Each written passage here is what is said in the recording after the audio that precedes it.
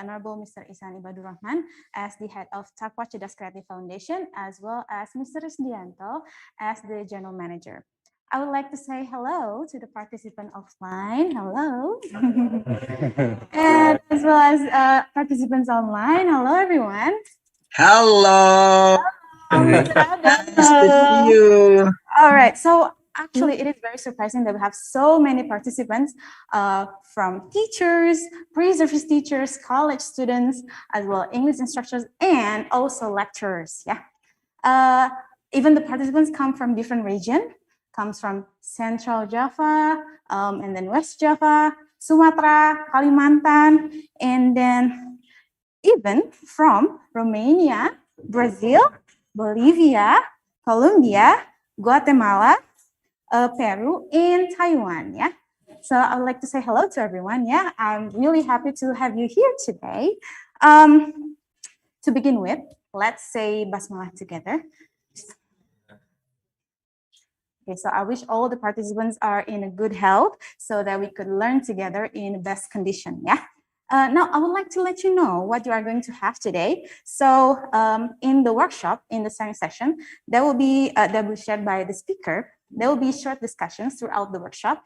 And also there will be a question and answer session at the end. So in the last 30 minutes, you will have your question and answer session through Padlet. Yeah. So if you want to check the link, we already provided the link in your Zoom chat room or in your WhatsApp group. Yeah. So if you have questions, please click the link and access the Padlet, and we will we will answer your questions later. Yeah. So writing, yeah, actually is one of the essential part of communication, correct? Yes. And there are so many benefits that we can have from writing. Yeah. So, however, some teachers may be find it reluctant to teaching writing.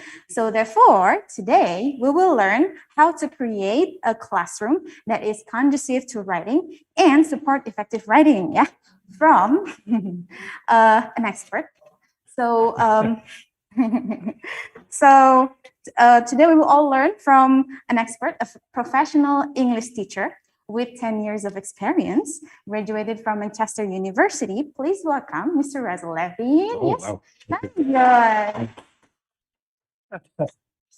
Thank you, Miss Astria. That was a very nice Writing welcome. and support effective writing. Yeah, Oh, from can I do that? an expert. So, Hi, good morning, everybody. so Thank you. Good morning. today we will all learn from an expert, a For the professional people at English home, teacher can you with 10 hear years me of clearly experience, enough? graduated from Manchester Yes. University. Yes. Please Okay, welcome that's- Mr. Russel that's Lavin. great. Oh, Yes, wow. very good. Well, I will start. I will introduce myself. Thank you, Miss Astria. Yes, That was a very nice Writing welcome. and support effective writing. Yeah. So my name is Russel. I'm from the UK, originally from Manchester. But I've lived and worked in Bandung for the last 14 years now. Tapi masih belum bisa bahasa Sunda. It's really hard. It's really hard. So professionally, for 10 years, I was an academic manager for EF, English First Bandung. And then about 5 years ago, I went freelance and I started a lot of corporate work with companies. And I was also a guest lecturer. I'm currently a teacher at Pribadi Bilingual School where I teach grades 1 to 10. And I'm also the international teacher recruiter, so for EF Indonesia. So I recruit teachers for 78 EF schools across Indonesia. Okay, so that's me. Some people have given their time to come and join me today. So would it be okay if you briefly introduce yourself? Mr. Faki, would you be able to introduce yourself?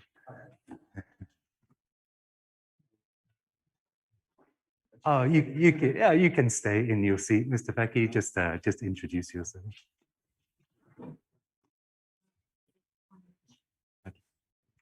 Bismillahirrahmanirrahim. Assalamualaikum warahmatullahi wabarakatuh.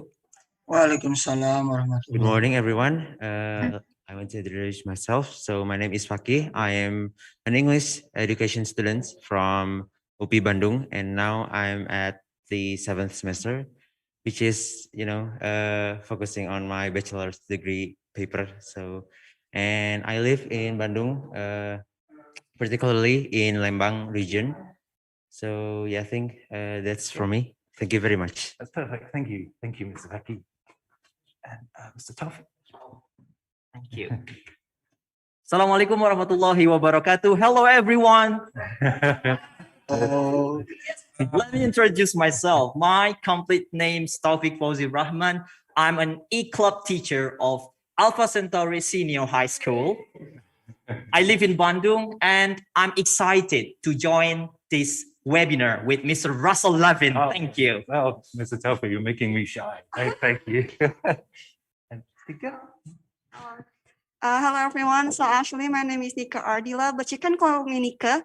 And I'm still a student at Widyatama University, but currently I work in Kampung Inggris PLC. So I really hope I will just improve my writing skill especially. Thank you so much. Perfect. Thank you, Ms. Nika. Hello, everyone. My name is Nina. I live in Bandung and I'm a teacher at CDU. CDU is a language course in Alpha Centauri, and it's a pleasure to be here. So teaching writing is really important. So I think I'm excited to learn. Thank you. Thank you, Ms. Nina. Suci? Hi everyone, my name is Fitri and I'm a teacher, an English teacher of Alpha Centauri Senior High School. And I'm eager to join this webinar because I'm really interested in how to find the best way to teach to teach writing because it's really important for our students, but sometimes they find that it is the boring part of the English lesson. So yeah, I'm really eager to join this one. Great. Thank you, Russel. Thank you, Ms. Fuji. Hello, everyone. My name is Poppy. I'm confused with myself. I'm a private teacher. I'm also a student at Kebangsaan University. I'm really happy to join this session. Thank you.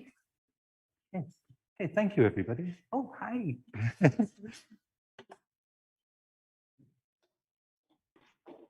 Okay, one final person. Hi, could you introduce yourself? Okay, hi everyone. My name is Raisa Salatun. You can call me Raisa. I am an English teacher of SMA Alpha Centauri for 10 and 11 grades. Okay, that's perfect. Thank you. Okay, so thank you for everybody in this room. Thank you for coming and giving up your Saturday morning to come and join me. For this session, I would really appreciate any thoughts or ideas you have, and a large part of the success of this session, because we have lots of talented teachers in this room. So please don't be shy about sharing your own thoughts and ideas, and hopefully it will make this workshop more useful for everybody.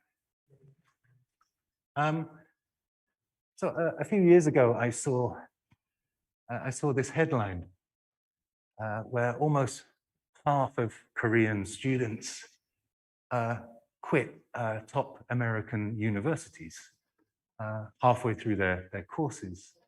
And it seemed an incredibly high figure for me. Almost half of Korean students drop out of undergraduate studies. And so I was interested in the reasons why this happened. So I read some articles about it, and people talked about the cultural pressures on Korean students and maybe attitudes to recreation or cultural differences. But quite a lot of the students talked about writing, and they were shocked by the amount of writing that they were required to do.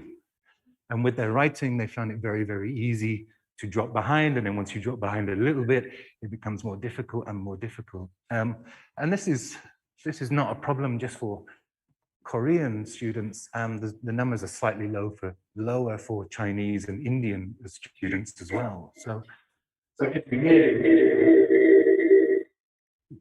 every year we oh. So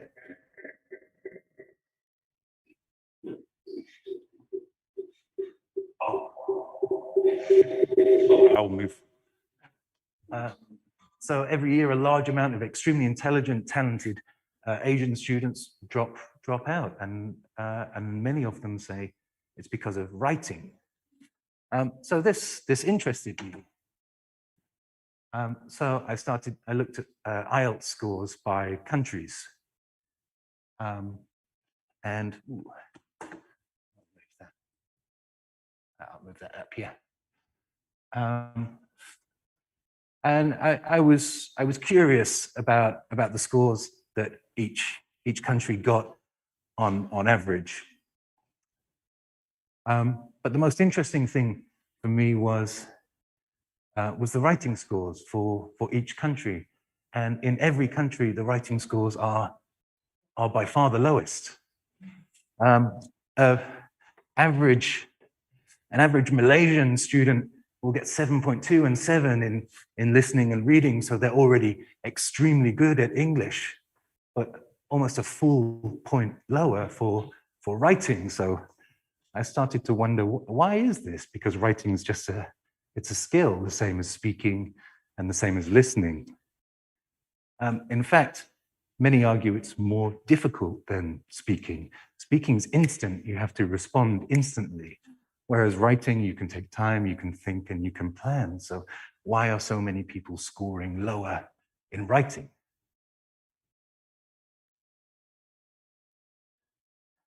So I started to read about it.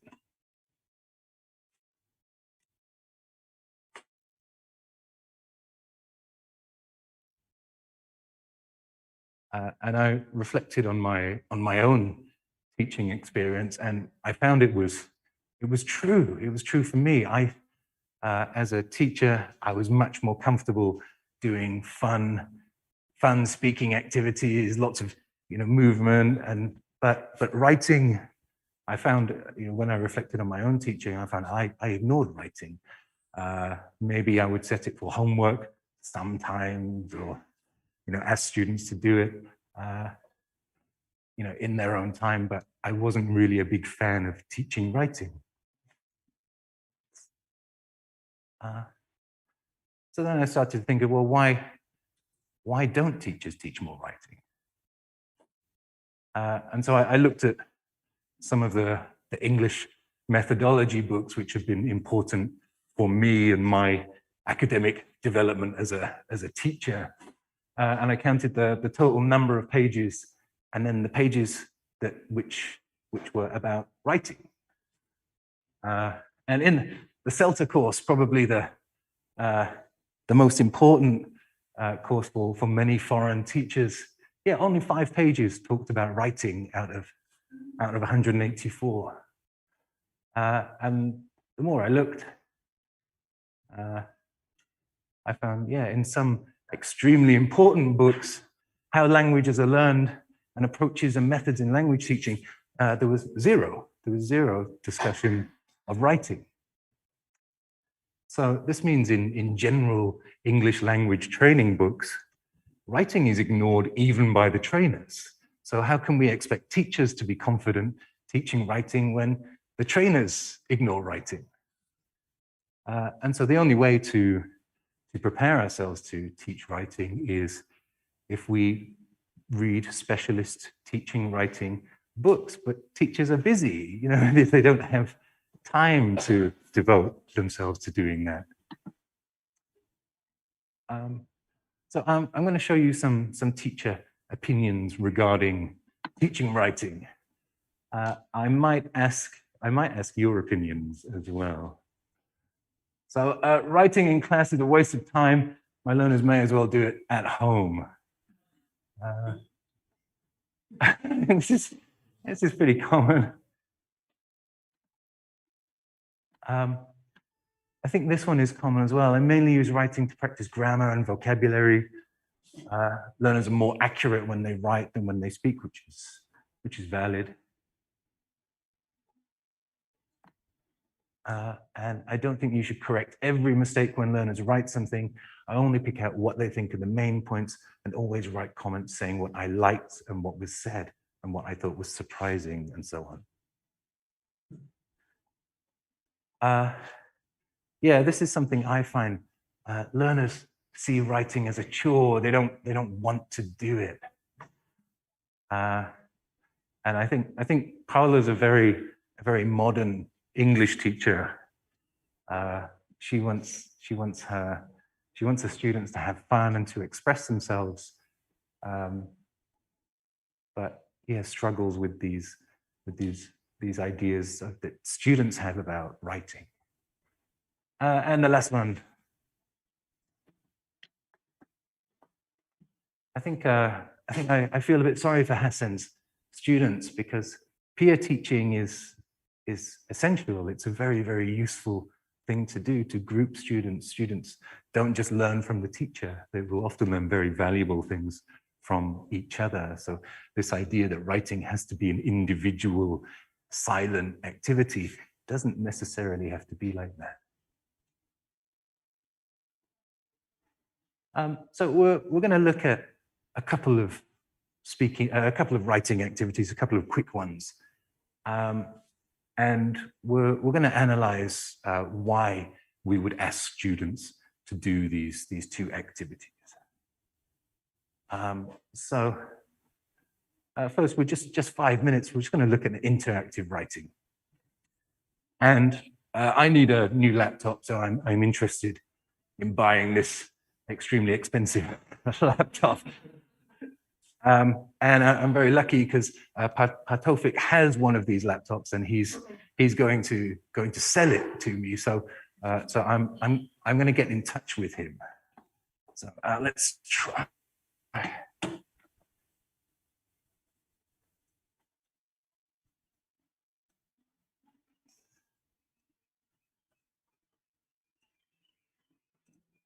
Okay.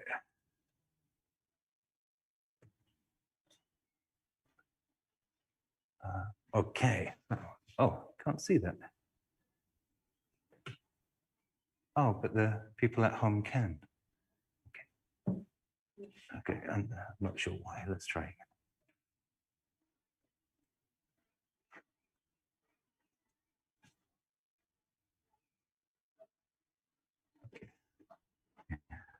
Okay.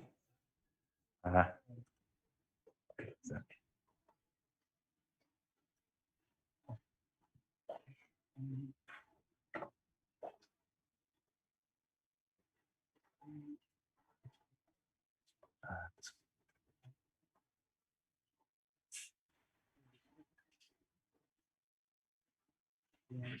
Oh, okay.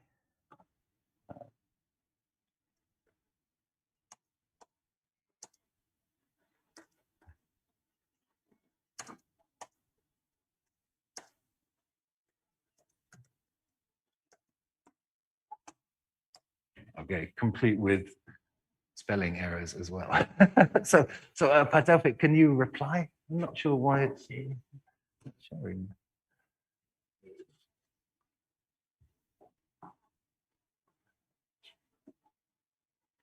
Okay, you should be able to see.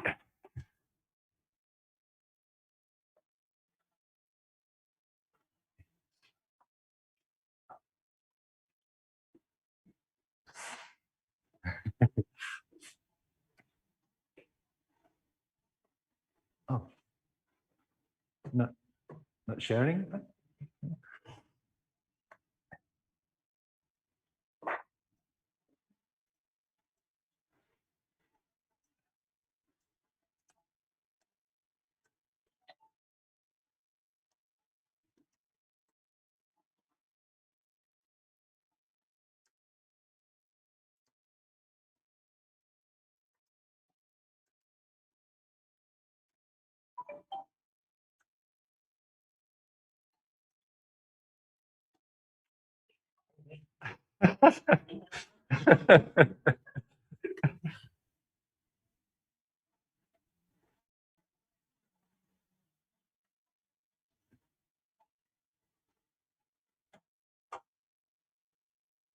Okay, well, yeah, I think we get the idea.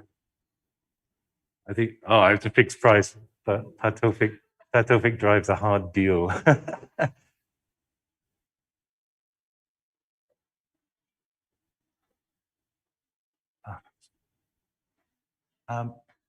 So it's just a very, very quick example of an interactive writing activity where we don't need to even to be in the same room to practice it.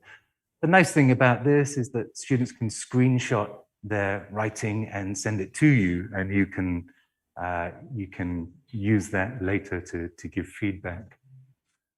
Another common writing activity, which I think every English teacher in the world has used, is one of these. Does anybody know the answer?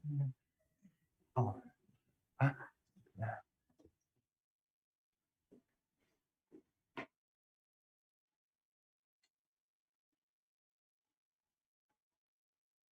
So we're going to look at these two activities and analyze why we ask learners to do them. So for the interactive writing, is there a purpose to the task? Yeah, we're asking two students to negotiate, to ask questions and respond and reply. So there's a clear purpose to that task. Do the learners produce whole texts?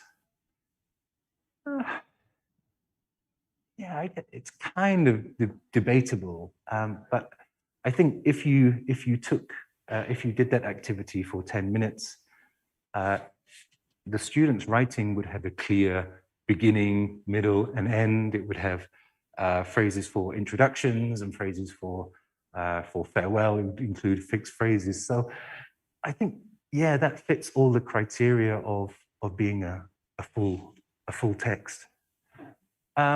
Is it an authentic task? Yeah, it's kind of something we might have to do. A learner can see themselves doing that sometime in the future. And does the learner have a specific reader in mind? Yeah, this one. Yeah, the learner knows exactly who the reader is. They're communicating with one person. And what level? I suppose, yeah, A2, B1, although it could be flexible around that level. And the gap fill, is it communicative? Is there a purpose? No, not really, no. We're using it to check a student's understanding of a grammar point. There's no real communicative purpose to it. Do the learners produce whole text? Not really, just single words. Is it a real life one? No, it's not really. And is there a specific reader in mind? Again, not really. And this doesn't mean that gap fills are a bad thing to do. It just means that when we use them, we should be clear why we're using them. We're using them just to assess the understanding of a student. And I think that task from before is about the B1, B2 task, those kind of linkers.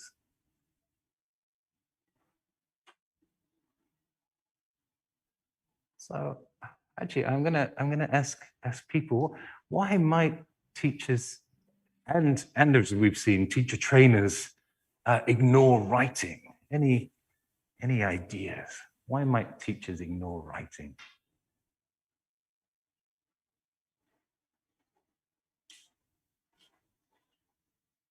I think because technology facilitates teachers and students, help them to revise their writing through applications. Oh, that's interesting. I hadn't thought about that. Yeah.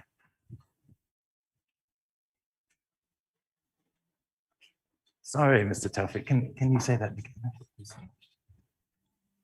So the question, why might teachers ignore writing? In my opinion, teachers ignore writing because teachers believe that technology currently has been helpful for students to correct themselves, using sophisticated writing applications such as, may I mention the product? Yeah, let's say Google Translate or Grammarly. Yeah. So it is helpful for students and teachers to write more, even ignore teaching writing in classroom. So that's my opinion, sir. Oh, yeah, that is an interesting opinion. Yeah, thank you, Mr. Taufik. Yes, so technology has reduced the importance for a student to learn correct writing. Oh, yeah, that's an interesting idea. Are there any other ideas? Why might a teacher ignore writing? Yeah, Mr. Cat. Yes, I think because the teacher itself, like they don't even, they aren't confident about the writing itself because it seems like we have to deal with the grammar more. And when we try to deliver the grammar to the students are already lose the interest to learn. So I think that's kind of situation that the teacher doesn't really want to face in the class, right? Yeah, So I I think agree with that. Yeah, thank you, Mr. Cat. Any other ideas?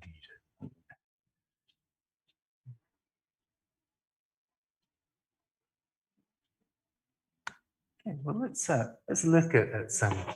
Thank you for both of those points. They're very valid.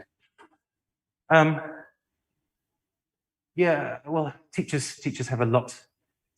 Teachers have a lot to do. Oh, Miss Maya, writing covers almost all the skills, so it takes time. That's true. Yeah, it's a productive skill, so we're asking students to be able to write accurately. They need to be aware of a lot of skills, so it does take time. Yeah. So yeah, we only have a limited amount of time with our students, and sometimes the students themselves they would prefer to focus on different things. They see different things as more important than writing. Giving feedback, it takes a long time. With speaking, you can give instant feedback. It takes 2 seconds. Feedback with writing takes a long time. And also can take a long time to prepare writing activities for students. We kind of touched on this, yeah.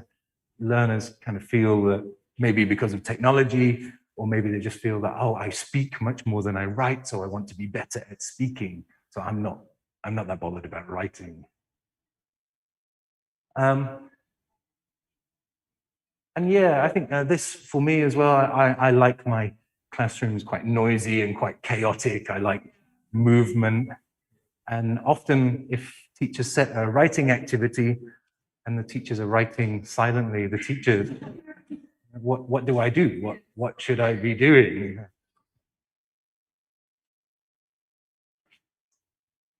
Yeah, and this is a similar idea.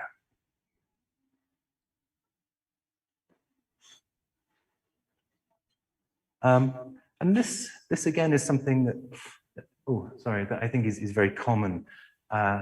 Teachers will focus on grammar and vocabulary, and then by the end, students will magically be able to put all of this together to create nice essays or whatever they want.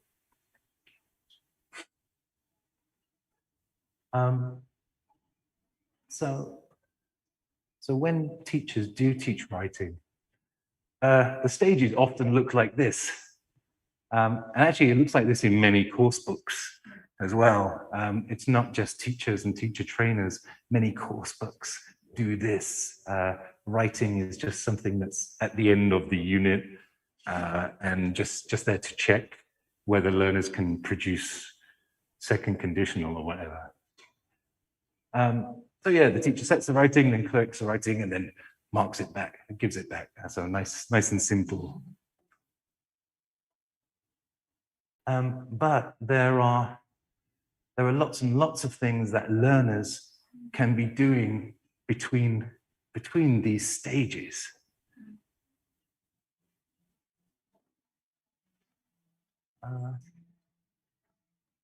So for example,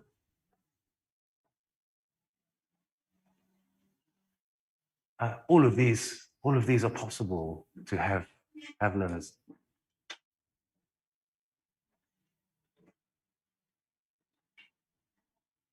And obviously we can't do it all in one lesson or even over a course of lessons, but these are all options that are available to us.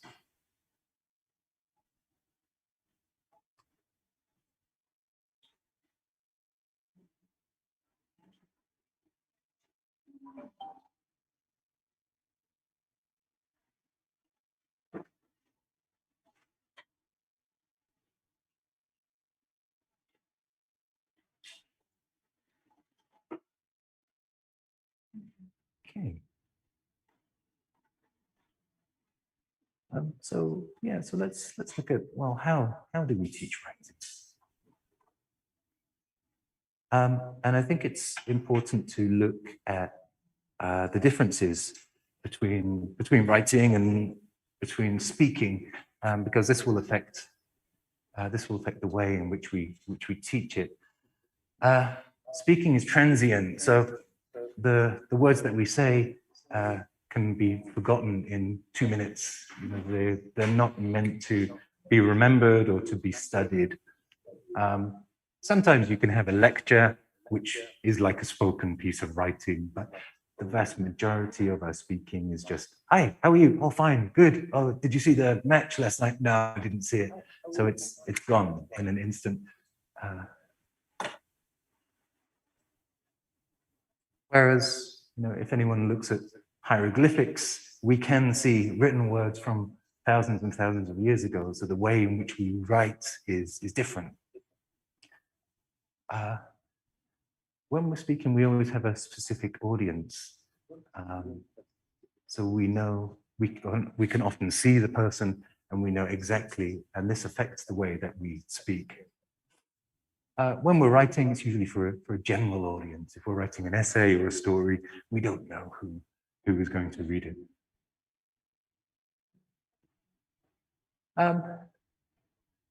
I guess Patofik and I, we had a WhatsApp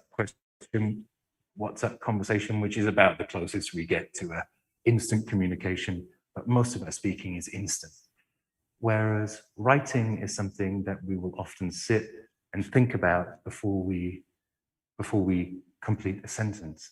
And even then we can go back and we can alter it and change it, and we can do this as many times as we like.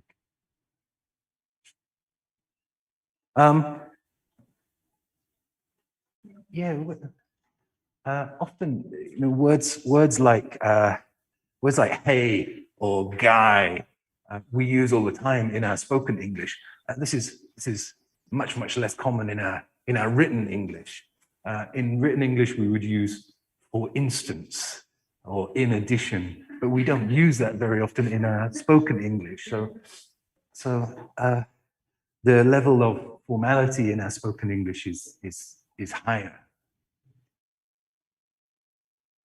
And also, people don't notice mistakes when you speak. You might miss an article or a plural or produce the wrong verb form, but English speakers will fill that in their mind and they don't miss it. Whereas in written English, mistakes like grammar mistakes or articles, they're much more recognizable. And when we speak, there's a lot of other communication going on. Our tone of voice, the way we stand, how happy or sad, or so all of this is paralinguistic. So we send a lot of messages without just using our words. Obviously, we don't do that when we speak, when we write. So we use symbols instead, exclamation marks or commas or semicolons.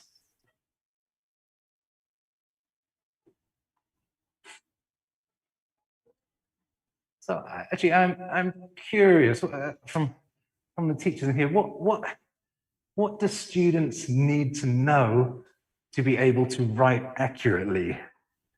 Any guesses? What do students need to know to be able to write?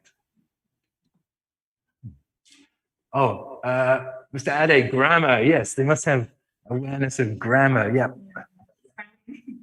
Spelling. Yeah, they must be able to spell.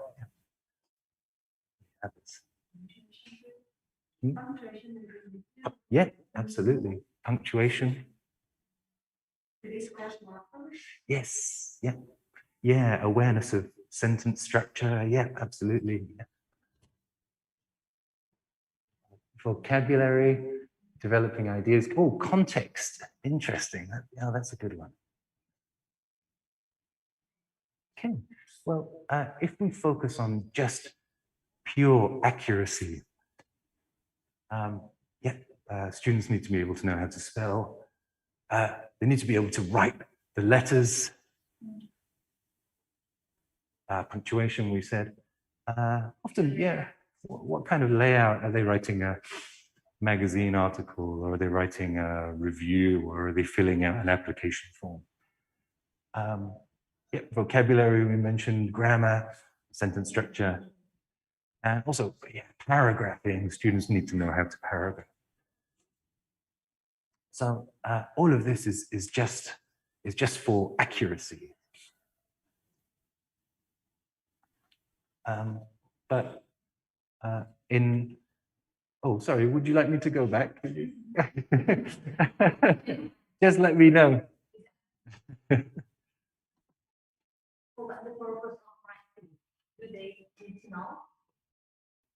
Oh, that's interesting. I was just for the purpose. Yeah.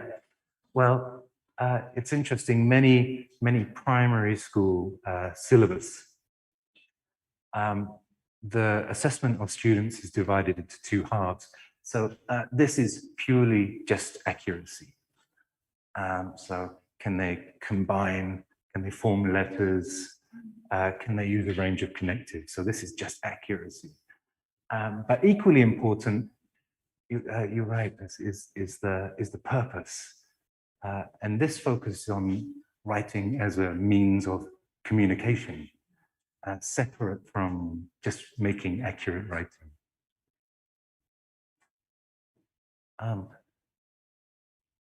So many teachers will focus on this because this is what we're comfortable with. We're comfortable with grammar and vocabulary. But this is equally important, that we treat writing just as a means of communication, the same as speaking.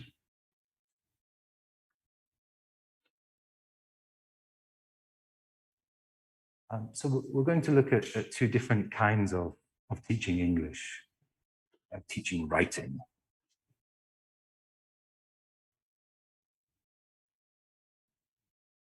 Has anyone heard of product writing?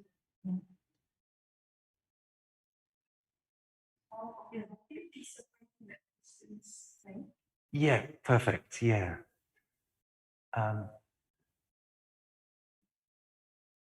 So yeah, product writing, it's focused purely on having students produce a piece of written text. This kind of writing, we do it a lot in exam preparation. So in Ielts, for example, the focus of writing classes is purely to get students to fully answer a question. Process writing is slightly different. Anybody heard of process writing? Yeah, that's perfect. Yeah, the focus is not so much on the result, on what the student produces, and is more on working on the sub skills of writing for how we produce that.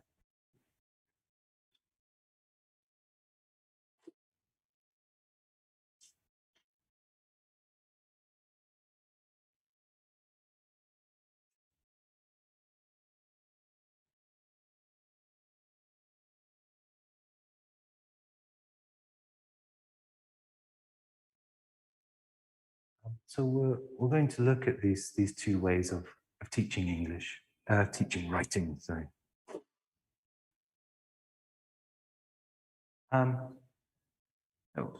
These are just some activities that we can use in a product writing. So with this one, we're asking them to focus on punctuation, full stops, capital letters. This one obviously focuses on spelling. And this one focuses on layout.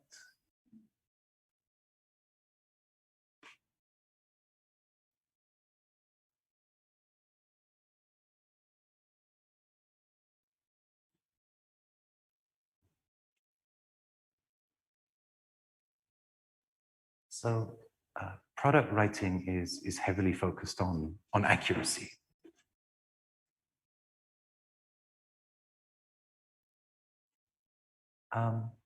For process writing, it's much more organic. So I'll give you some examples.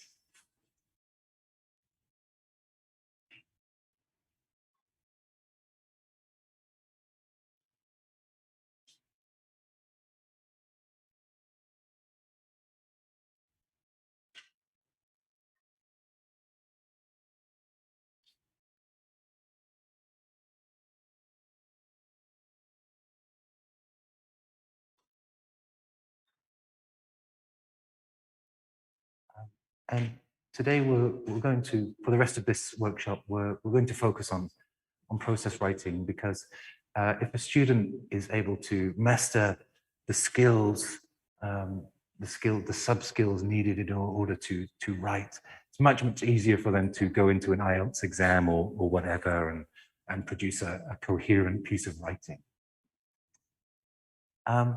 So with these two processes, the things that I'll say, yeah, we should always provide a model text to the students, so the students have some sort of frame of reference for what kind of vocabulary, what kind of conventions, what kind of layout.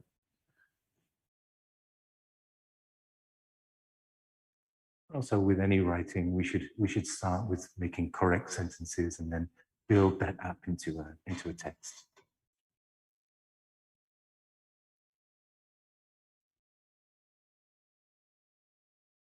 We're going to look more closely at the stages of a process writing lesson a little later on. But first, we're just going to look at the differences between these two approaches.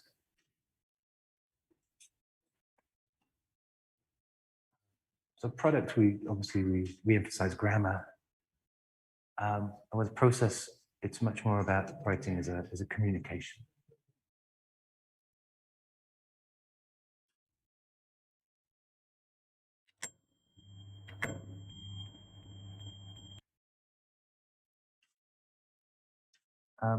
And when we talk about these kind of sub-skills, these sub-skills are things like brainstorming, revising, editing.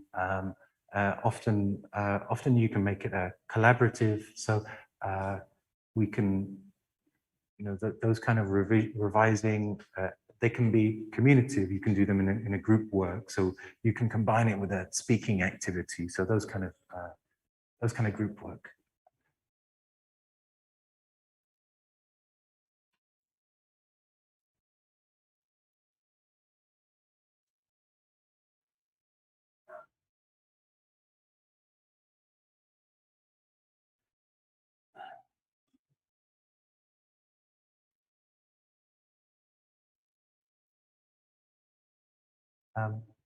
I love doing writing in pair work.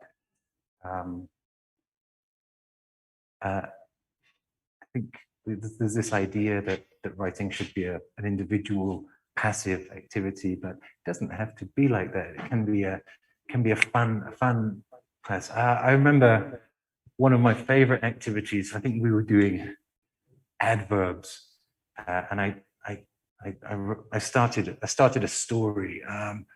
I don't know. A man got off a train, or a prince was riding through the valley when he saw his dragon.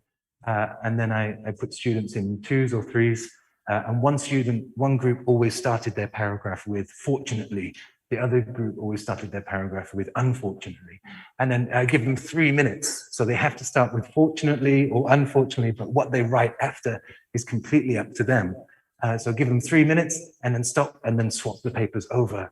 And then they ended up constructing a fairly nice story about the good and bad things that happen to these characters. And it's fun because it's collaborative, and it's the time limits and the element of surprise, because you want to see what the other students have written and you have to respond to that. So there are lots and lots of ways of making writing upbeat and urgent. Yeah, as I said before, product writing, it's heavily linked with exam preparation. So I do a lot of this in Ielts preparation. So all of the language we use would tend to be formal.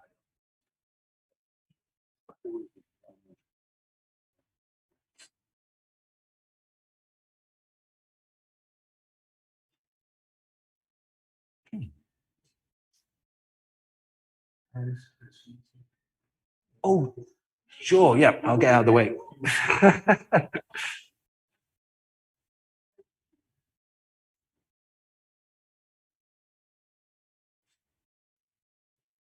So when we're teaching a process lesson, it helps to think of it as a circle.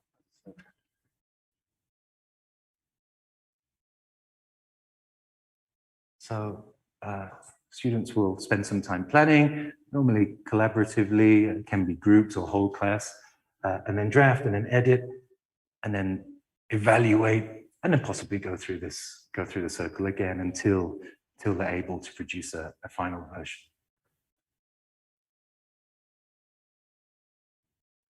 So we're going to look at how we approach this kind of writing.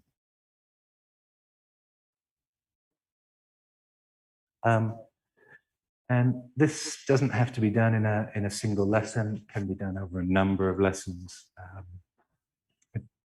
In fact, I recommend over a number of lessons. But we should try to think of our writing lessons in 5 stages. And in the pre-write stage, we should get the students know as many ideas as possible, as much as vocabulary as possible. Why are they writing and who are they writing to?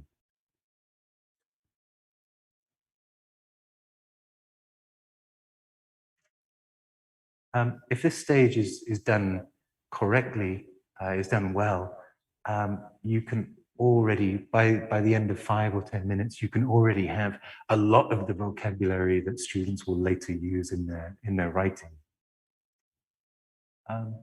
So there are lots of different ways to get students to produce ideas.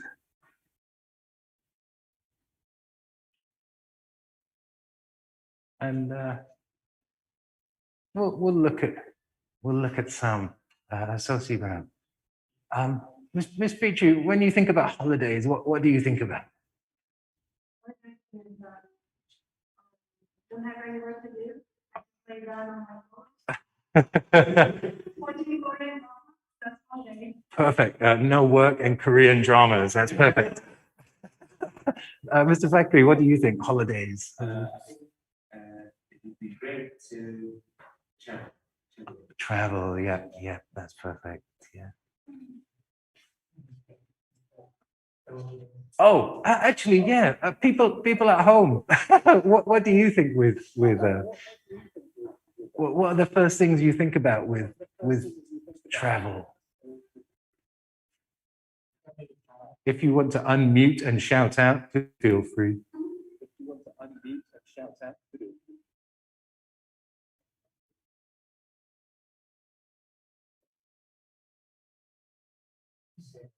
Free from task, relaxing, leisure time. Yeah, perfect. Okay, that's perfect. Thank you. So you might, if you do this with students, you might get something that looks like this.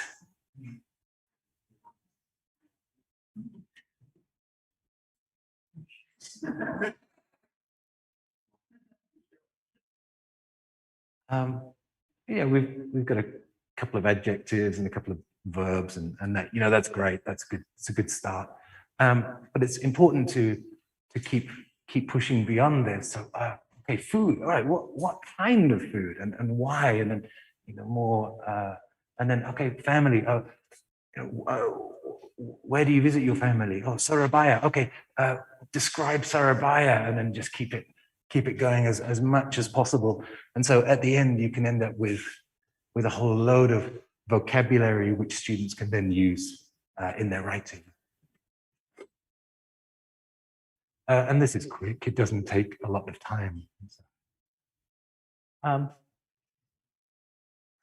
Pictures are really useful too. Can I do this? I haven't done this before. Oh, no, I can't. Can I draw? Is that possible? I've never done this. Okay. No, I can't draw. Okay. How do I do that? Sorry. Now is not the time to experiment. That's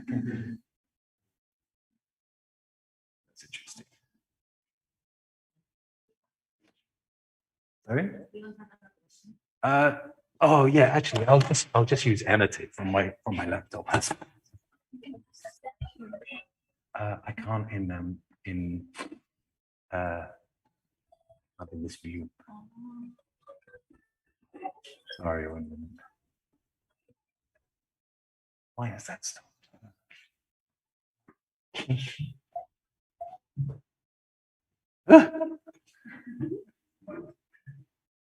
Oh, technology. Sorry, I've broken everything.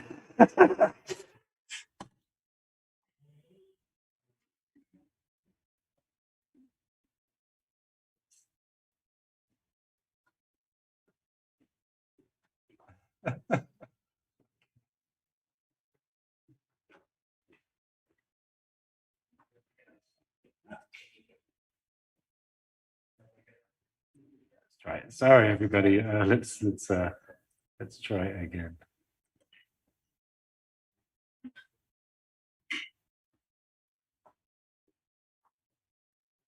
Okay, there we go. Sometimes I'll have students work together and get them to draw a picture of themselves. Here, little stick man. I'll get them to choose an image that they like and draw themselves inside the picture. And then after that, just have them. What do you mean? And then after that, just have them brainstorm 5 minutes. Okay, what? Okay, I'm in Barcelona's stadium. Who can you see? What can you see? Who can you hear? Where can you hear it? And get students as many ideas as possible.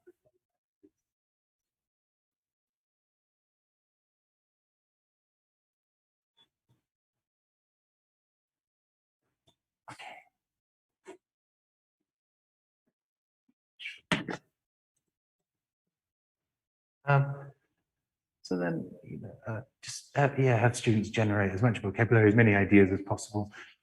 And then we go into the draft stage. And again, this doesn't have to be individual. So preferably, we're going to try and take all those ideas and that vocabulary from the pre-writing stage and start to put those into sentences. It's really important students don't feel under any pressure at this point to produce perfect English. It's not important. The most important thing is they start writing. You can give a time limit if you want, but students shouldn't feel like there's any judgment at this stage. So you might get something like this.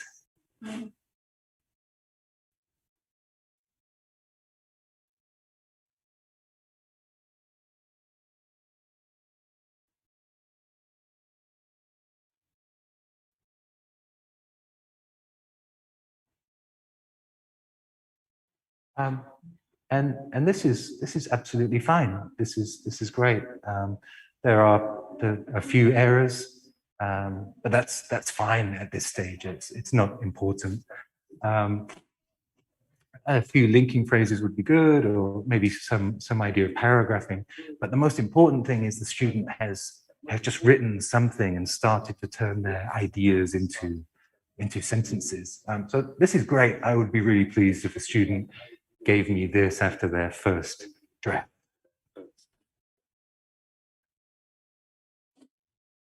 And then once we have the first draft, we start to revise and have students focus on specific aspects of their writing.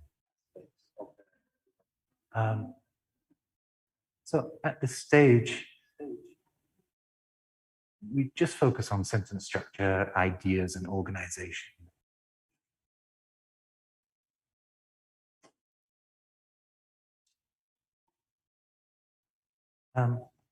So especially this stage, the ideas. So with this, we had dinner in a nice restaurant. Okay, what food did you eat? Can you tell me what kind of restaurant was it? Why was it nice? And then get the student to expand more on these ideas. Okay, and yeah, the garden. Okay, where was it? What things could you see in that garden? And try to draw this out of the student.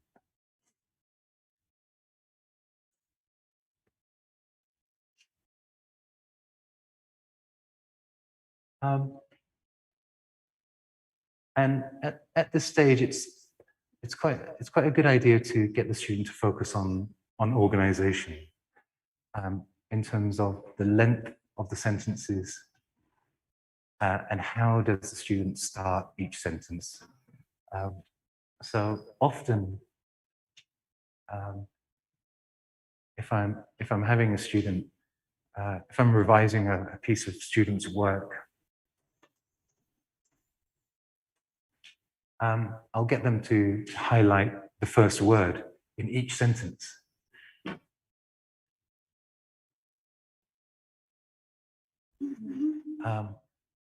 And this is a good piece of writing. There's lots of variety in the first word of each sentence. Very often, it's really tempting to start each sentence with I like, or I went, and then I did this, and then I did that, and then, or if they're writing about the internet is good, the internet helps me do my homework, the internet. And obviously, if we write that way, students may not notice it, but it's much better if we can push students into having some variety with the way that they start the sentence. And this doesn't take very long as well. It's not having to sit down, read a full text and pick out all of the errors. This can be done quite quickly. And also highlight any sentence length. So here there's a nice long sentence at the start, followed by a short sentence. This is this gives much more variety to the writing, makes it feel much more natural. And again, you can do this quite quickly with the students. It doesn't take a long time to do.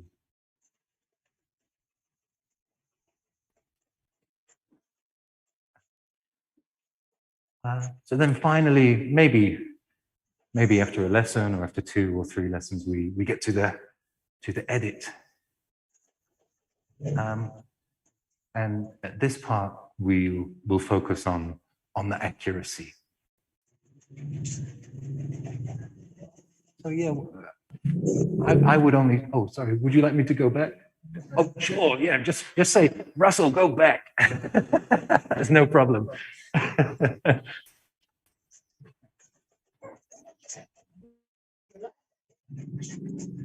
So we've already been through 3 complete stages, which maybe take a lesson or 2. And I would only start talking about grammar now.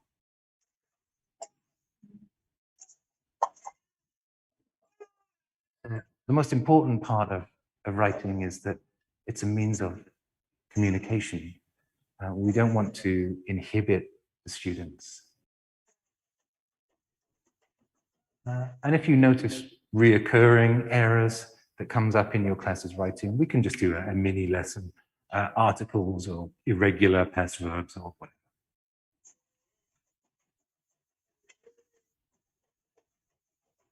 And punctuation is always useful.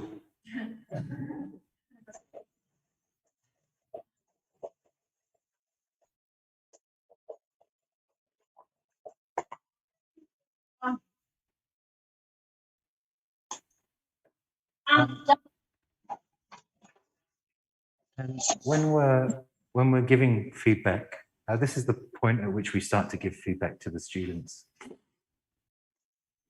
We should keep all of these in mind. Many teachers will just give feedback just on grammar, but students also need feedback on how they organized it, or their sentence fluency, or are there any conventions which they used or which they missed.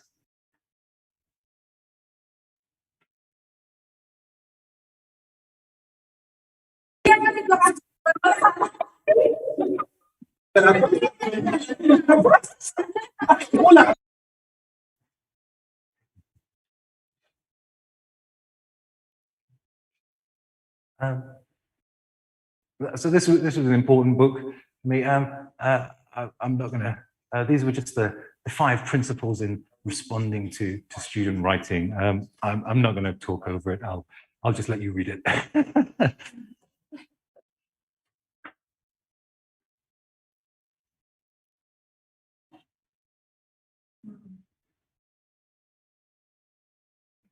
Yeah, I often think there's that kind of instinct as a teacher. As soon as you see a grammar error, oh, there we go, there we go. Okay, oh, there's another one. Okay, there you go. Yeah, we should train ourselves to read the whole thing before responding to it.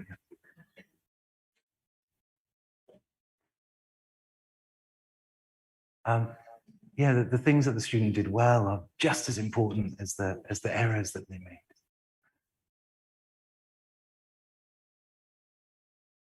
We're going to look at this in a minute.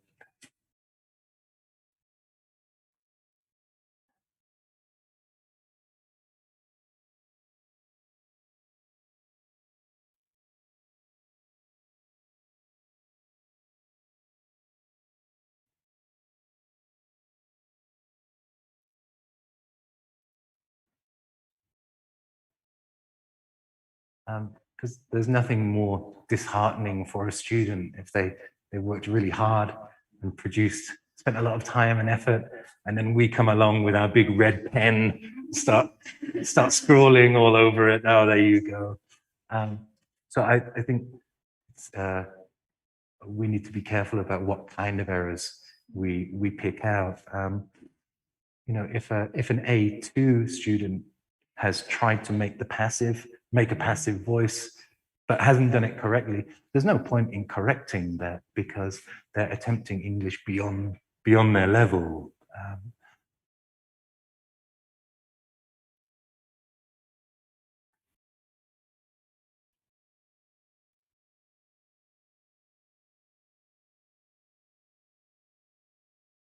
Okay.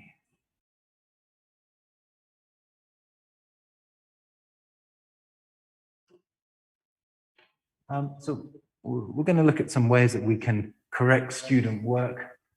What has the teacher done here?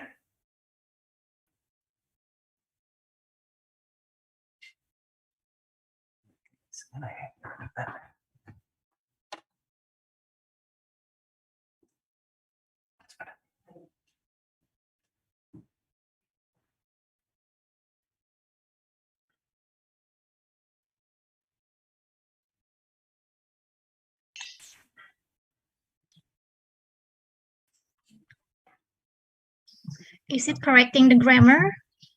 Yeah. The spelling also? You're right, Miss Noe. Here it's quite a light touch from the teacher. They've just underlined any changes that they would make, and yeah, here there's a grammar error. Is on sale for 4 years. Here it's a word formation. We have some ideas for advertise. So here the teacher's just very quickly just highlighted. This has the benefit of it's quite quick for the teacher to do. And if you have time as a teacher, you can just give it back to the student. And then if you have time, sit down with each student and discuss it with them.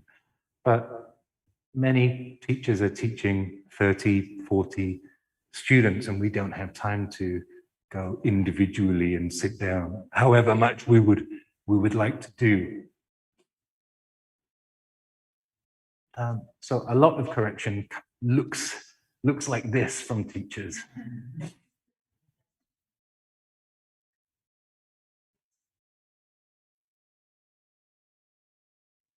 And this is okay, I guess. Yeah, if you don't have time to sit down and talk to your students, this is probably the best way to do it. But yeah, it can be a bit disheartening for the student, and also it doesn't require anything of the student in order to be able to correct it. It's much better to ask the student to correct their own work. So probably the best way of giving feedback is this way.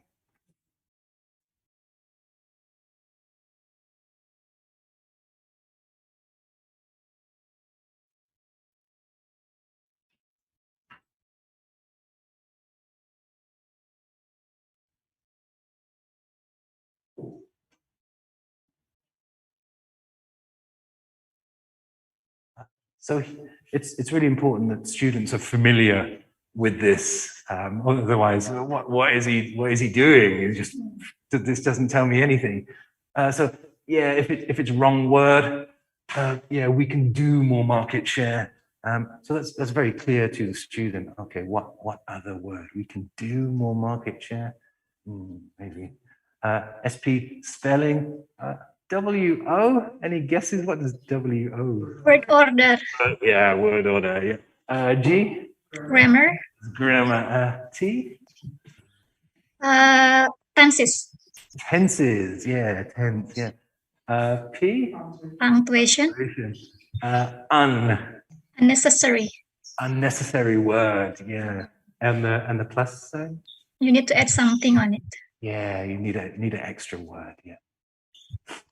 And again, teachers can do this quite quickly.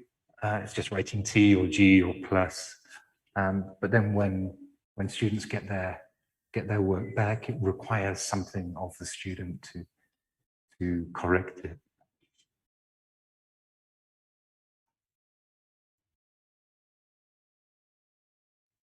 So I don't know. There's lots of different ones. If you look on the internet, there are loads of different ones.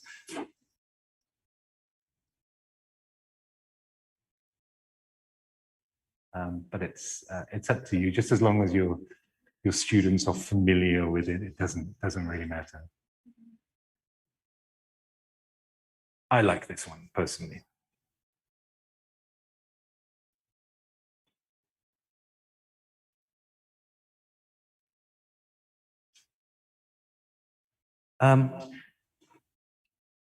Another thing that's really useful for students is if they know how you're grading their work and to what standard. So for an A2 level learner, I will often give this to them at the start. I'll give them a copy of this, maybe on a first or second lesson, but also just to let them know that when I'm marking your writing, I'm going to give you a score based off these. So for example, when I give them a score, I break it down into these 5 areas. So, oh, you got 1.5 in grammar and accuracy. Oh, but you got 2 in lexical accuracy. Brilliant. Okay, so students know exactly to try and make it as objective as possible.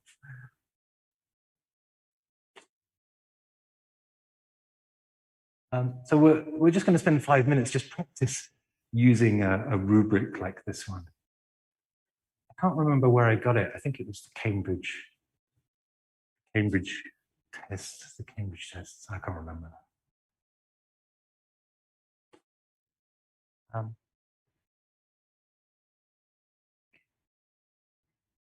So this is a pretty common task. Students are presented with an email from a friend, and the students have to respond to this kind of task.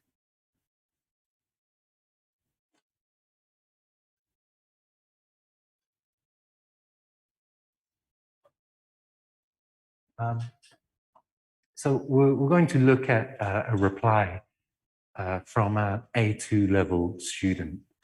And please, can you think of how would you grade this student in terms of grammatical accuracy and rate, lexis, communication? So how easy is it to understand the students' writing, and how well do they connect their ideas? Conventions, I guess, in an email would be dear so-and-so and regards or bye-bye or that kind of thing. And task completion, I guess in this task, yeah, we have to get within the word limit. And there's not a lot of other information about what the task is, but just reply. So that's it. So I'm going to give you a minute or two to read the task, and then we'll discuss each of these.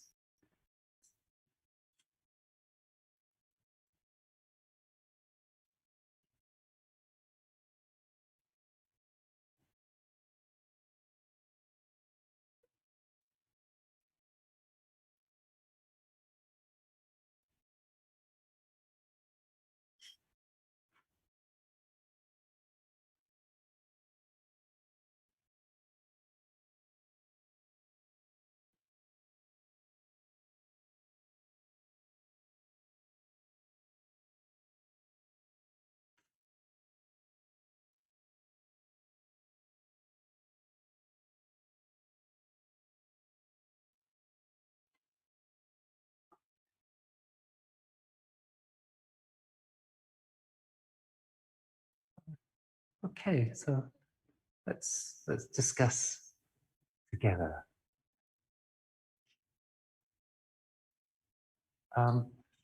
So grammar accuracy.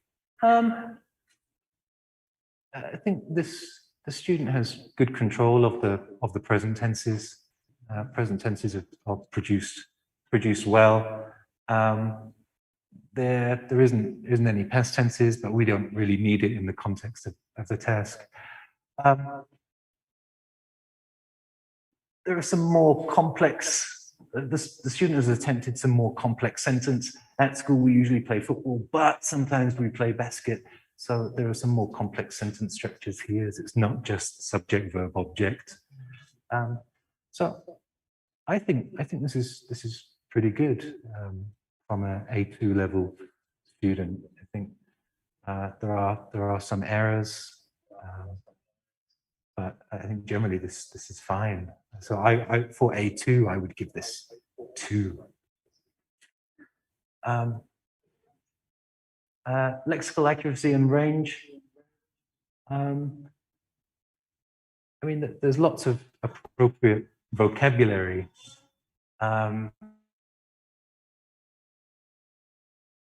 Good word. Support, even though it's spelled incorrectly. So all of these are fine. So that the lexical awareness is pretty good. Although there are errors with words that you would expect an A2 level student to know, basketball and volleyball. So these come from L1. So maybe 1.5 if we're feeling a little unkind. Effective communication. I mean, generally it's clear. I think the only time it's not clear is this sentence is a little bit, it runs on a little bit, but this is okay because the student's trying to be ambitious in what they're writing. I would maybe highlight the repeated use of school and try to encourage them to think about ways that they could use alternatives. Sorry. Conventions. Yeah, I mean, at A2, it's okay to have some errors with punctuation, spelling, paragraphing, but there is an awareness of paragraphing, a couple of missed punctuations, but this is okay. We started with Dear Javid. Thank you for your email. So it's an appropriate response. And the last one, test completion. Yeah, I would give full marks for this. It looks like an email. There are a few errors, but that's fine. So this is a really good piece of writing for A2 level.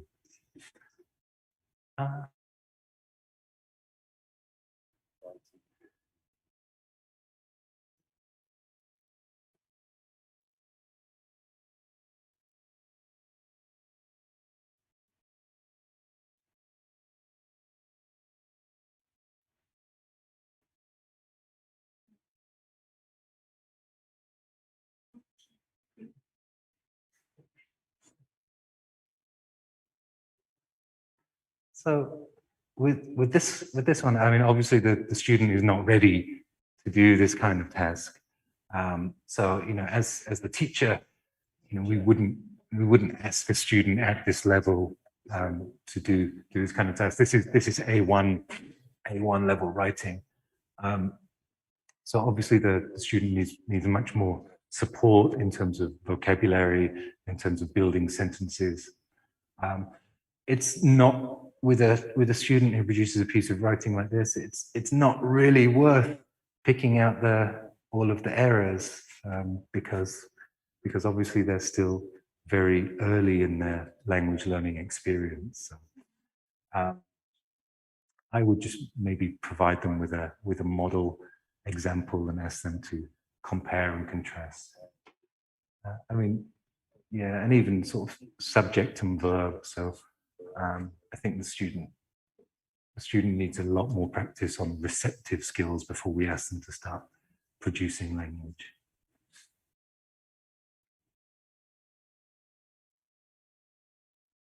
Okay, and then finally,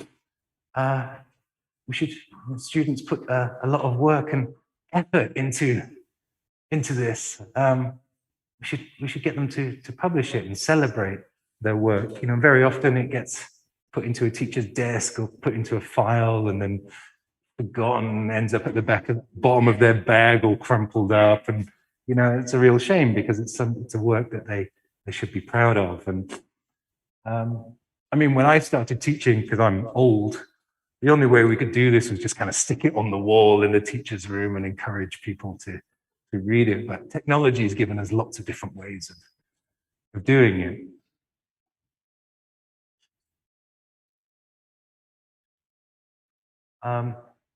So yeah, there's loads of apps available, loads of really, really nice ones for publishing and displaying student work. It's possible to enter your students' work in competitions. There's quite a lot of them now. And you know, it's really nice if your students get some recognition. This is possible and pretty cheap now. There are companies you can just send it off to, and they will create a full translate your writing into a hardback book, and it's something nice for the students. And class ebooks are possible as well.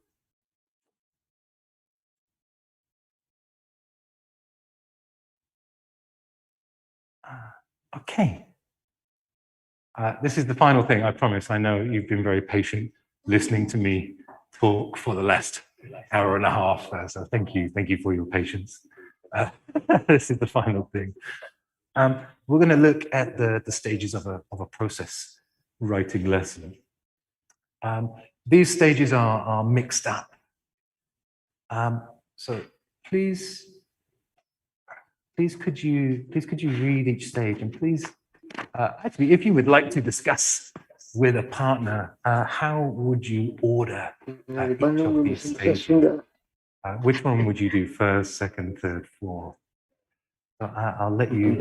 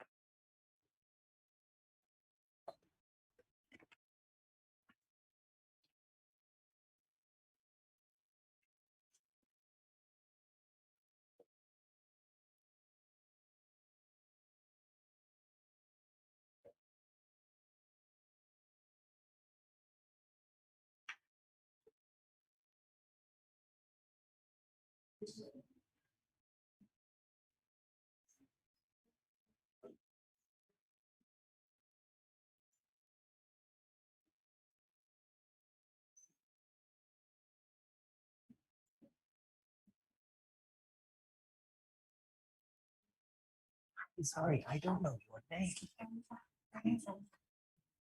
Raisa. Okay, I'm Russell. Hmm? Oh, that's true. Yeah, she isn't. Yeah. Okay, nice to meet you. Raisa.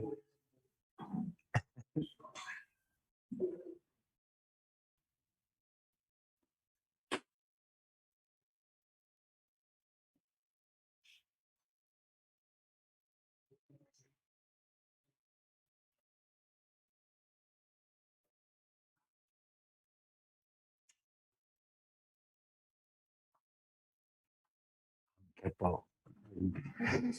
No, it's not video picture, so I have to show you. Oh, yeah, sorry. Yeah.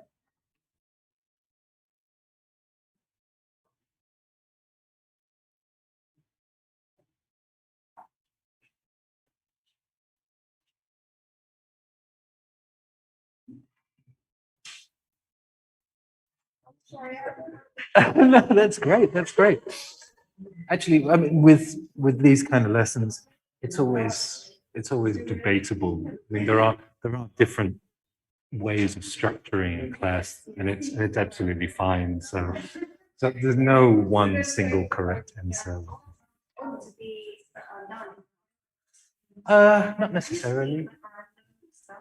Yeah, I mean this is just an example of what you might do, but you don't have to do each state, each step, and you don't necessarily have to do it all in the same order.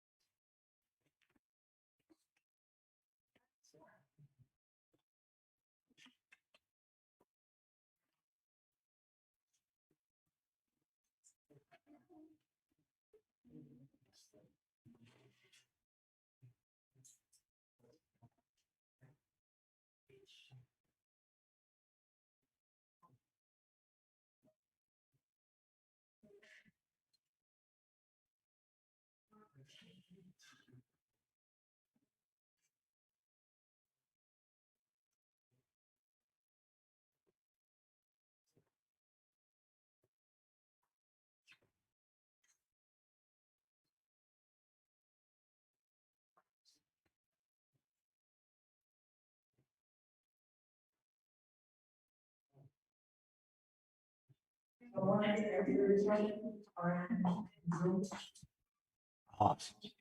EGIB.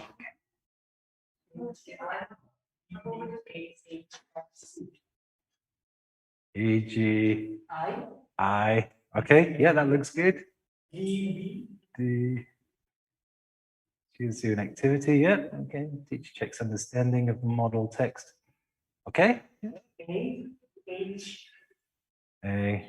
H. Brainstorm. Write first draft. Get feedback. And then final draft. That looks pretty good to me.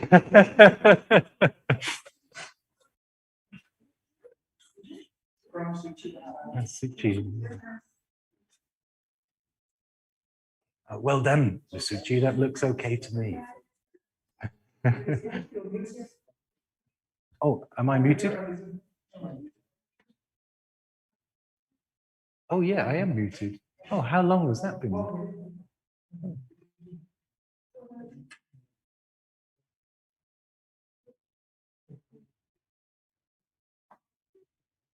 Testing, testing.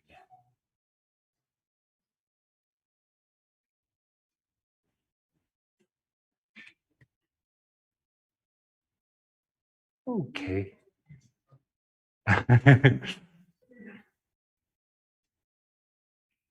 Okay, should we have a look together?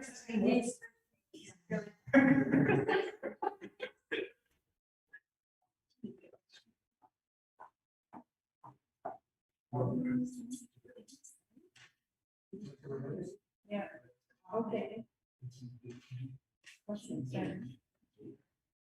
Understanding of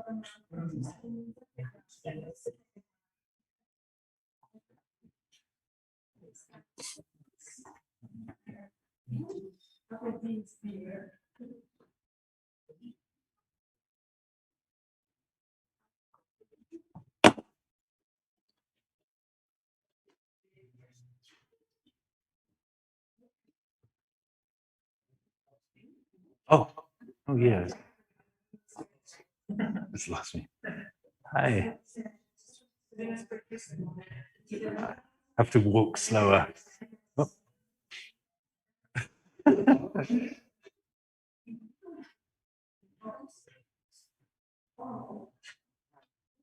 Oh, there we go.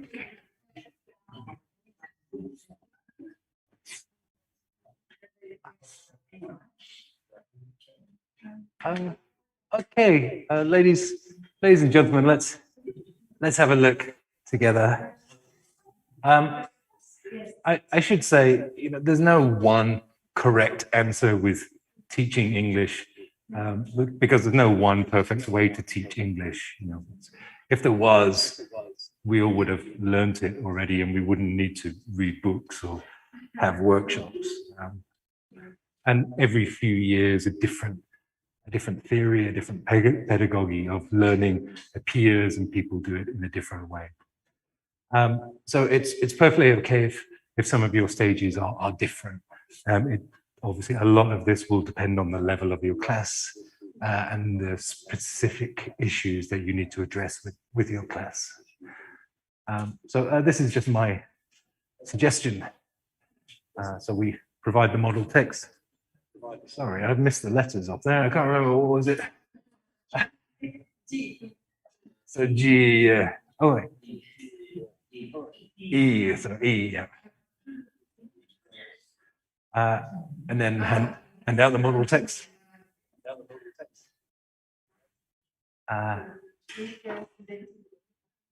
Then, yeah, check some kind of understanding. Yeah, possibly for overall comprehension and for specific information within the text and relevant vocabulary too.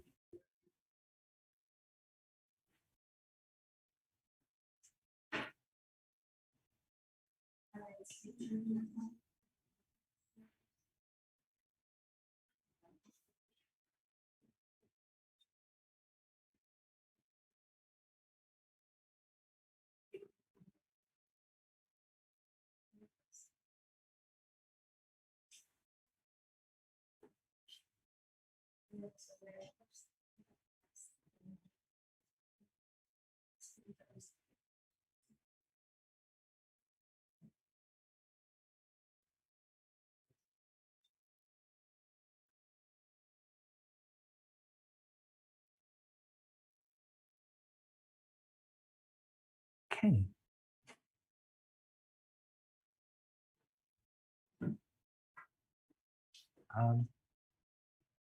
Yeah, I found these sections useful when I was preparing this this workshop. So if you'd like to investigate further these, Learning Teaching by Jim Scrivener, especially, is an excellent book.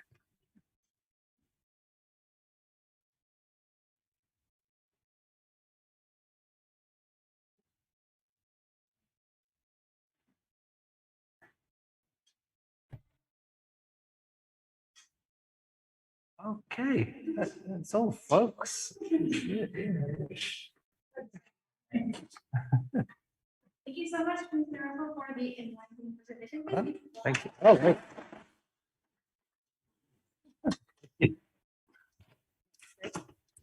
I believe we all agree, yeah, that this is very an eye-opening presentation. Yeah, for me, it is literally an eye-opening. Yeah. Okay, so now I believe yeah. Oh yeah. It's Maybe you can- following me. yeah, yeah. I'll just sit Okay. here. Okay. So actually, sorry, your advice for teaching writing that need to be focusing more on process, yeah, instead of product is actually very useful, yeah. As if he actually speaking directly to me, yeah, it hits the spot there because I I usually jump up to the product since we have a very short session of writing. Yeah, Miss Nina, correct? Yeah. All right. So yes. Now we can go to a question and answer session. I believe you already have questions in mind. Yeah.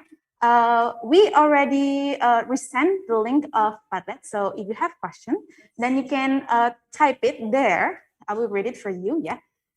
Let's start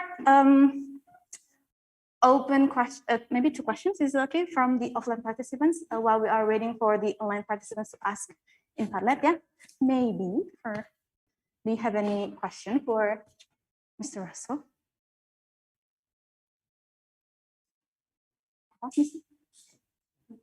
Stop share. Oh. All right. Oh yeah, sorry, I forgot that. Oh, so that we can screen share from Padlet. So yeah. Maybe from the offline participants would like to ask a question. Yes. Okay. Oh yeah. I will. Good. So I would like to ask a question. Can we say that process-based writing is more effective than product-based writing, or is there any certain conditions in the classroom when we should use product-based writing? Yeah, that's a really good question, Mr. Fakri. Thank you. I think, you know, as teachers, we have to be comfortable with both. It depends what the focus of our students, because obviously if we're trying to prepare students for an exam, for example, I do a lot of Ielts preparation, and I would love to have the time to do a lot of process-based writing with them, but we don't, because with university entrance exams or with Ielts or with Ujian Nasional or anything like that, the focus is on getting students to produce a product, and you know, if that helps them get a 7 in Ielts and go to university, then great, we've done our job. I think with process-based writing, I think a lot of those kind of sub skills, being able to self-correct and revise and edit their own work, I think that helps them produce a product at the end. I don't know. I mean, if it's the same as speaking, you know, when we're younger, we do a lot of speaking practice with younger students, because you know, we're not preparing them for a speaking exam.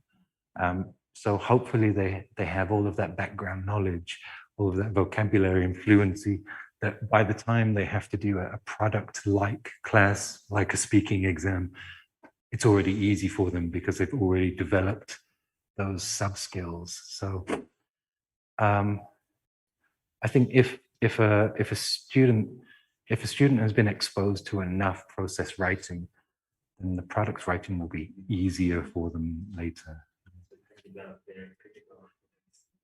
Yeah, I think all of these kind of skills are important. You know, generating ideas is a surprisingly difficult thing to do.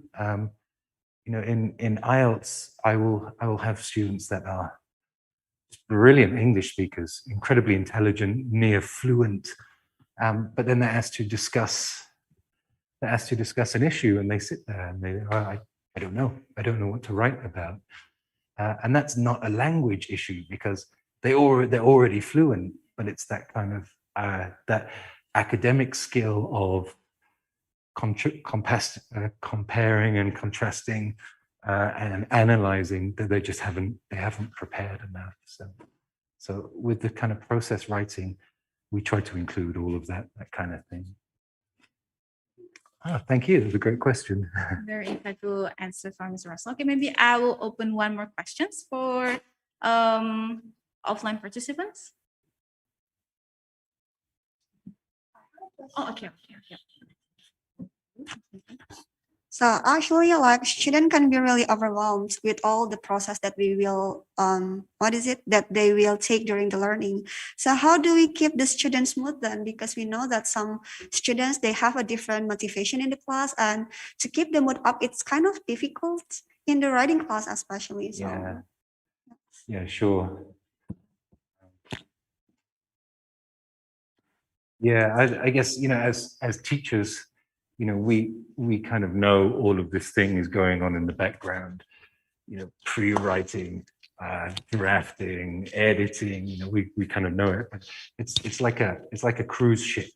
You know, we know all these engines are working and, you know, it's pushing its way through the water, but we have to make it look like it's easy and effortless and light. I think one of the nice things about process writing is, you know, there's lots of elements for group work and speaking work, and you know, and you can make it competitive, or, you know, put time limits. So, okay, 2 minutes, let's go and get as many words as you can, and get the students.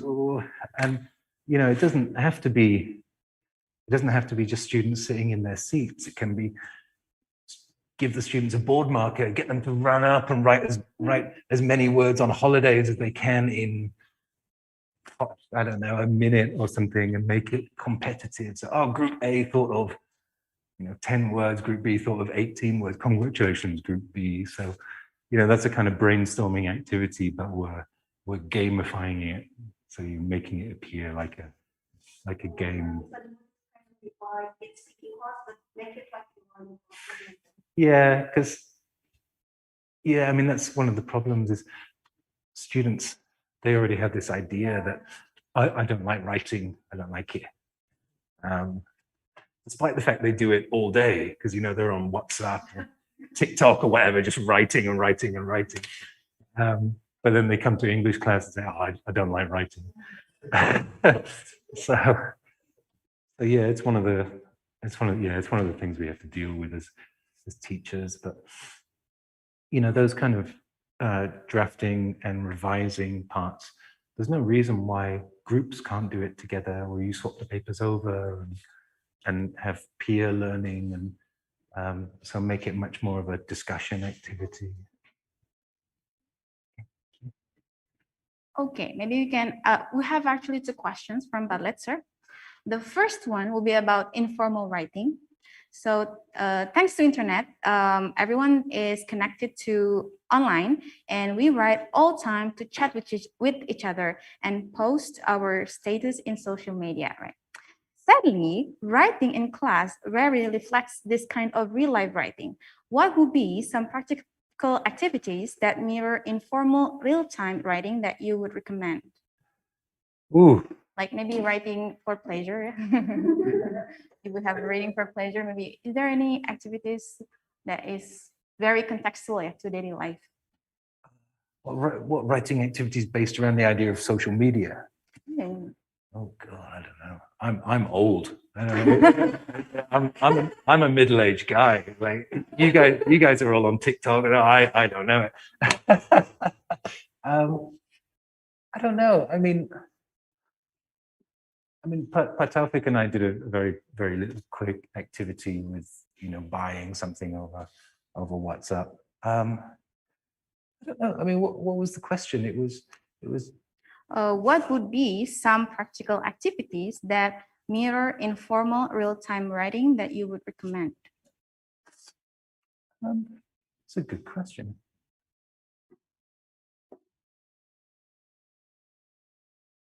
Maybe some of you have ideas would like to share with us. Yeah. Texting, right?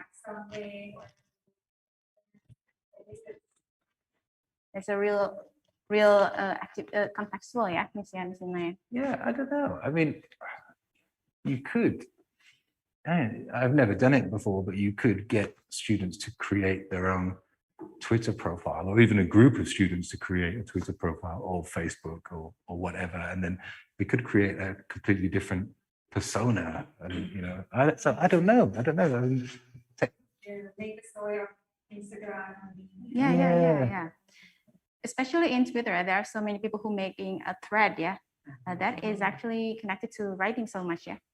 Yeah, maybe that could be one of the ideas. Maybe some of you would like to share? Or even, I know you could, I've had students design a website together before, which obviously requires a lot of writing, and it's collaborative. So we just did a very quick coding activity. I don't know much about it, but one of the students I did, and we just over a term we designed a website, and it required a lot of English from the students as they created the pages, and a lot of group work and collaborative work. So I don't know. I mean, there's technology. There's so much now. So. Oh, it's practice writing caption on Instagram. Yes, actually there is. Yeah, writing caption is actually in 12th grade, yeah, Miss Noya. There is one. Is it correct, Miss Fitri? You have caption, yeah, for 12th grader. Yeah, okay. That's a good idea. Yeah, that's a good idea. Yeah. Maybe we can go to the second question. How would you personally approach error correction in writing? Would you suggest using some kind of conventions or symbols for learners to notice the different ranges of mistakes they make? For example, grammar, a G for grammar, SP for spelling.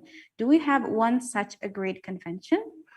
Well, I think I showed the one I used earlier. Earlier, yes. I mean, it doesn't really matter if there's one agreed convention, as long as the students and you are working from the same one, as long as you both understand. I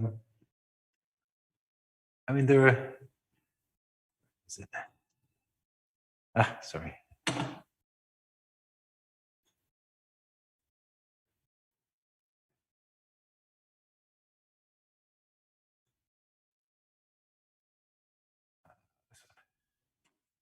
And this is the one I use, but and this one works for me. But there are lots of different ones on the internet, and if you want to use this one, then that's great. Or if you want to use a different one, that's fine too.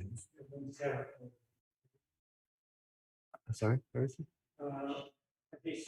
Oh, share screen. You haven't share screen the. Oh.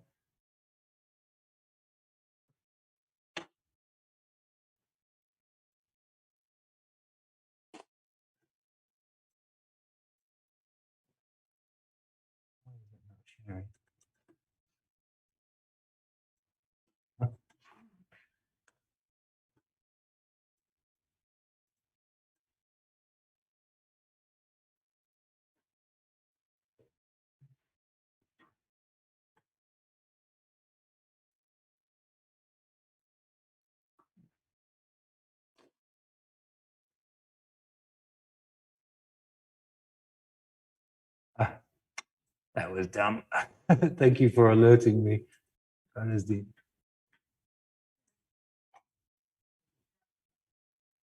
Sorry.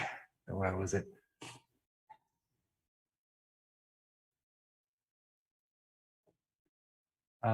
So yeah, as I said earlier, this is the one that I use, and it seems to work for me. But again, there are lots of different ones, and teachers just need to find one that works for them.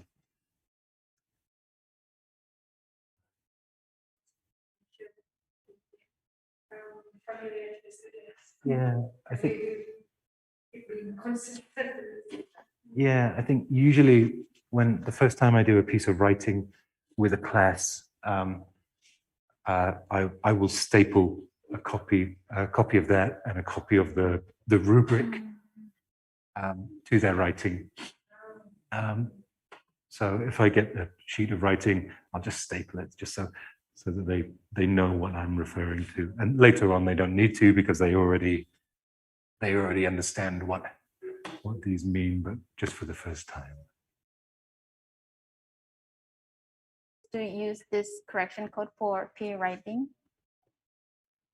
For peer writing? And for example, like a peer review, sorry, Yeah, review. Yep, absolutely. Yeah, as long as everyone's familiar with it, yeah. Yeah, that will help you to familiarize the code, yeah. All right. Oh, any questions? About writing skill teacher resources book. Sir, do you have any teacher resource book recommendation for writing as a skill-based lesson?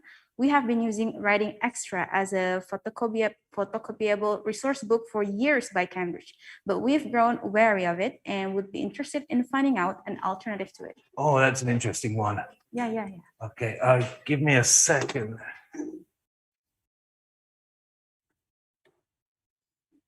Yeah, prepare your camera to have a screenshot. I would need it too as well, yeah.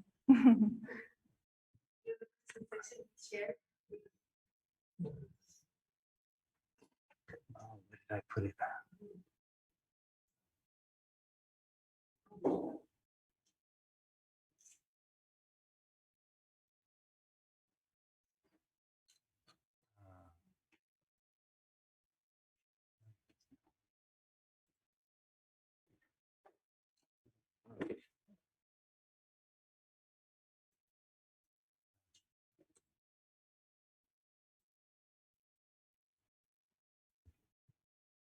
So yeah, this is one I've used in the past. It's You need to stop share and get I will stop share first and you share on this. Oh really?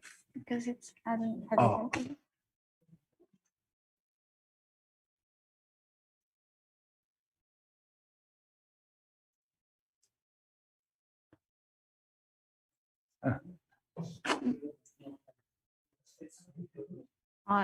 Okay. Should be Um, duplicated. Sorry. yeah, this is one I've used in the past. I've also used Writing Extra quite a lot too. I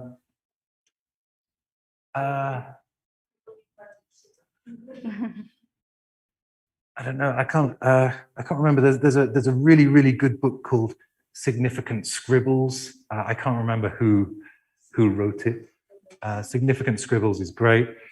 And there's a book called Teamwork by Anderson, I think, which has got loads of really nice writing activities as well. But I think a lot of this, a lot of the time, I don't bother with writing activity books because the course books, it's just how we adapt. It's how we adapt the writing activities, which are already in the student books, and how we work with those. So yeah, Significant Scribbles is great. Writing Games is good, and Teamwork by Anderson is another nice book, which I use quite often. That will be all, sir. Did that answer your question? Hopefully. Hopefully, yeah. All right, we have one question from Mr. Fazri. Yeah. Actually, Mr. Fazri is my lecturer. Hello, sir. Right, so the question is, how can teachers' feedback affect students' self-regulation in learning writing? Self-regulation, I'm not Yep. sure what that means.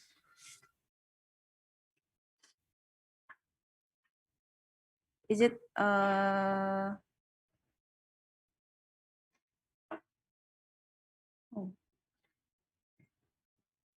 So self-regulation, I guess, I suppose that means what the ability to self-correct or to self-edit, Yeah, or, maybe, yeah. or revise. with self-awareness with the error? Yeah, I think. I mean, like anything, it's practice, and especially kind of peer correction. I think the first time you do it with a class, because in my experience, Indonesians are extremely polite and reluctant to critique someone else's work. And for some classes, you can see them going, "Oh, I can't give feedback on my friends. I can't pick out the mistakes on my friends." And that's absolutely fine. So it's up to the teacher to kind of create a warm, non-judgmental atmosphere where you're not criticizing your friend, you're assisting your friend's development. So so all of those things, it's just practice.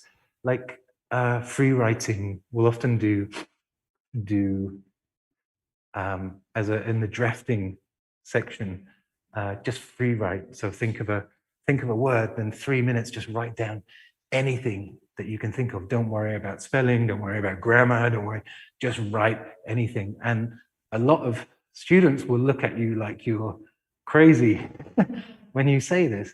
Oh no, just write. And they're like, Mr. Russell, what write? But what if I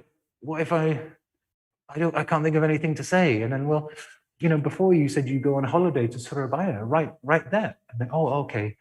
And then, but what if I make a mistake? It's like, that's absolutely fine. But then after a few weeks or a few months, and after they've done free writing a few times, and they already know what to expect, and they've been able to practice this before. So, so all of these sub skills, revising, editing, they're all just skills that just need to be practiced. Yeah, so practice perfect, make it perfect. Yes, sir, yeah. So I have one last question. It is about repetition problem. How to help students avoid making repetition in writing a story. For example, they often start writing a story by I went to, after that I, and Yeah. I, Yeah. I. Yeah, this is it's actually quite a high level writing skill. I do this a lot for IELTS preparation. So, for example, I don't know, in the task you have to discuss positive and negative effects of the internet. And you'll find students will just repeat the word, the internet. The internet does this, the internet is good for this, the internet is bad for this. And it's a really common thing. But obviously, if we just keep repeating the same words over and over again, it has a negative effect on our writing. And I think a lot of it is just drawing awareness to it. Students don't know that they're doing it a lot of times. So discuss possible synonyms for the internet, the World Wide Web, or, instant communication anywhere around the world. So discuss synonyms that they can use, and also substitutions, it comes up all the time. You don't have to say the internet. You can use the pronoun for it. But there's no one quick way to fix that, because it's quite a high level writing skill. So the best we can do is just kind of draw students' attention to it, like I did before, where you just highlight the first word of each sentence and then just discuss possible alternatives that they can use. Yeah. Yeah. All right. Yeah, sorry, there's no easy way to fix that. It takes time, actually. All right, thank you so much for the very insightful answers. I think we already at the end of our session today, since we don't have any more questions, if I see in my Padlet, yeah. Okay, so thank you so much once again, Mr. Russell, for the insightful presentation. Oh, thank you. And thank you so much for everyone who has joined. Let's have doa akhir majelis before we end the session. Subhanakallahumma wa bihamdika asyhadu an la ilaha illa anta astaghfiruka wa atubu ilaik. Okay, but last but not least, yes, sir. Actually, in this pandemic, we start a trend, yeah. When we have a Zoom session at the end, we will have a. Can you guess what is it? Yeah, take a picture. Yeah. Oh, Maybe. Is it possible if we turn the camera around so that we can have everyone? Is it possible? Boleh. Maybe, yeah, like, or maybe we can turn. Oh, maybe you can, Mr. Isa and Mr. Fakih. Yeah. Yes. Paroni, can you help us? Or Mr. Gema? Yes. Yeah. While waiting, yeah, participants would like. Yeah, would like to turn on your camera and give us your biggest smile. Yeah. Make sure you smile from ear to ear. Yeah. Okay, maybe let's. Is it I'm okay smiling, if I I move promise. this to here? Oh, sorry.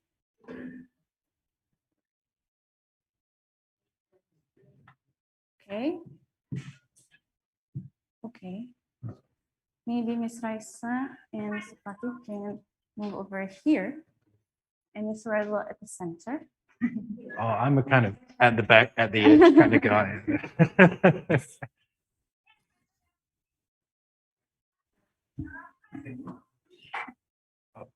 I just want to make sure that everybody has turned the video on, yeah? To make sure you don't miss the moment. Okay.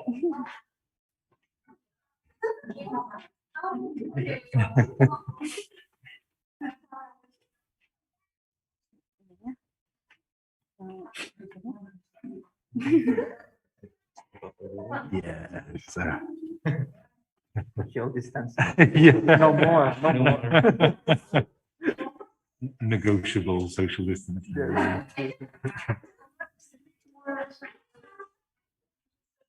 We're not breaking the rules.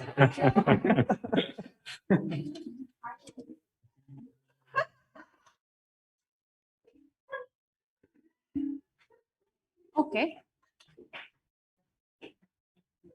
Right, we have 3 pages, so please stand still. Yes.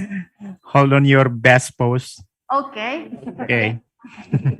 Ready or not? Yeah. But you guys look too small, I think. Oh, We can move. that's good. Mine is good.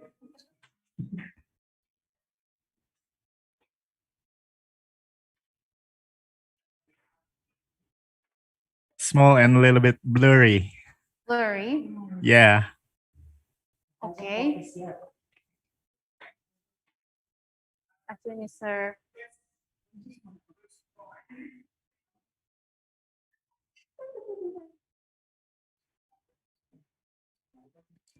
Or maybe in the class you can just take the photos with your smartphone and I'll edit it into the college.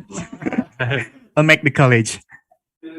Okay. 1, 2, 3. Right. 1, 2, 3. Smile, everybody. Okay. So that's the first page. Yes. Mr. Ani, can you get all the pages? Is it okay? Do we look okay? Wait, I'll check it. Okay, okay.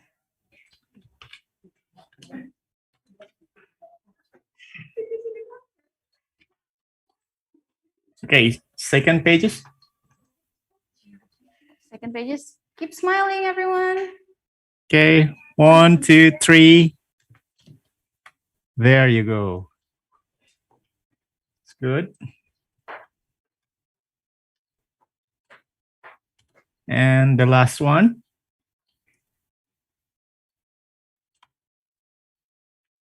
Okay, maybe you can have your seat back.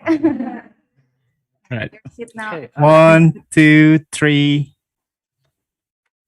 Okay. Okay, thank you so much, Faroni. Everyone at home, thank you so much for giving up your Saturday morning to come and join us, and also everybody here. Thank you so much for coming and contributing your ideas. Thank you so much for having us as well, yeah, Mr. Russell. Yeah, My I pleasure. hope we can meet again in upcoming events from ACTA. Yeah? So I would like to thank you again for the participants offline and online modes. Thank you so much for coming. I hope you find it useful and interesting. Assalamualaikum warahmatullahi